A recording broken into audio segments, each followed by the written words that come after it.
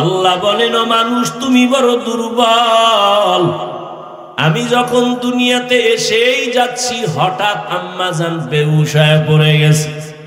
আমার দাদি আর নানি আমাকে ধরে পরিচ্ছন্ন করে আম্মুকে ডাক দিছে, এই দেখ কত সুন্দর গোলাপ।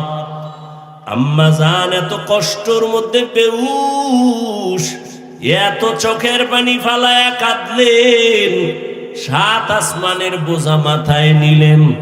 হঠাৎ আমার চেহারা দিয়ে তাকাইয়া মনে হয় মুহূর্তে আম্মাজানের কষ্ট সব শেষ হয়ে গেল। আম্মাজান আমাকে কোলে নিলেন। আমার দাদি নানি বলে, বাচ্চার কান্না বন্ধ করে দুধ দাও। আমারে দুধ দিছে, আমি খাইতে পারি না, গাল বেয়ে পড়ে গেছে।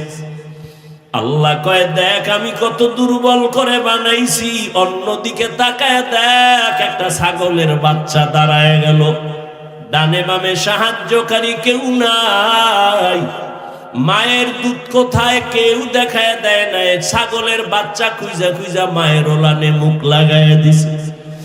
মায়ের ওলান দেখে শক্ত, দুধ আসে না। কাউকে গিয়া বলে না আমারে ঔষধ দাও। ওই ছাগলের বাচ্চাটাকে আল্লাহ পাক এমন ভাবে বানাইছেন, ওর কপালের সামনের অংশ বড় শক্ত। কাউকে জিজ্ঞাসাও করে নাই।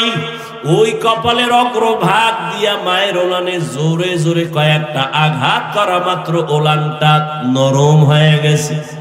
বাচ্চাটা মুখ লাগানো মাত্র দুধ ভেতরে চলে আসছে। একটু চিন্তা করো, একটা ছাগলের বাচ্চার কাছে তুমি আমি কেমন দুর্বল হয়ে পড়েছি।